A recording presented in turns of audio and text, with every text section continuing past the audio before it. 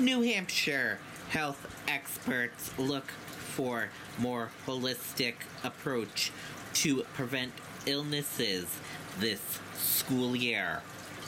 Health officials stress importance of vaccines, other precautions. Health experts say this is the most normal back to school students and their families have had since the start of the pandemic. But they say there are still some challenges.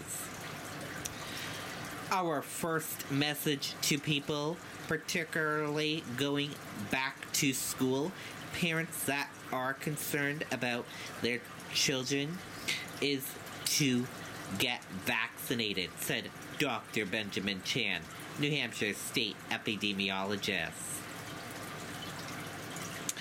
Chan says he's viewing COVID-19 in a more holistic approach by trying to prevent the virus along with other illnesses. While says vaccines are vital, more precautions are needed. There is a role for school buildings, for example, and other businesses to try to increase ventilation, change over the air in classrooms to try to minimize not only COVID-19 but other viruses, Chan said. School districts report their following Center for Disease Control and Prevention guidelines and acquiring more tests.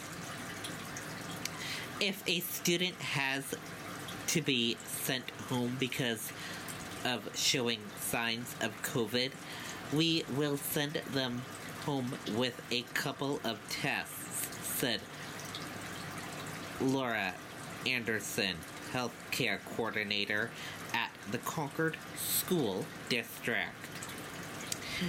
Anderson also stresses the importance of vaccines, not only for COVID-19, but for the flu as well. When it comes to monkeypox, Catholic Medical Center pediatrician Dr. Jennifer Packard says the virus is not as concerning as COVID-19 or the flu. It's really intimate contact. That's the biggest risk factor right now for monkeypox. So I don't think that's a risk factor for the school setting, Packard said. The concern comes in then you have families who are multi-generational living in homes together, Anderson said. Anderson told News 9 the best families can do is to encourage healthy habits to ensure children don't miss out on part of their education. Keep them in school. We don't want the students to go home again because they need to be in school.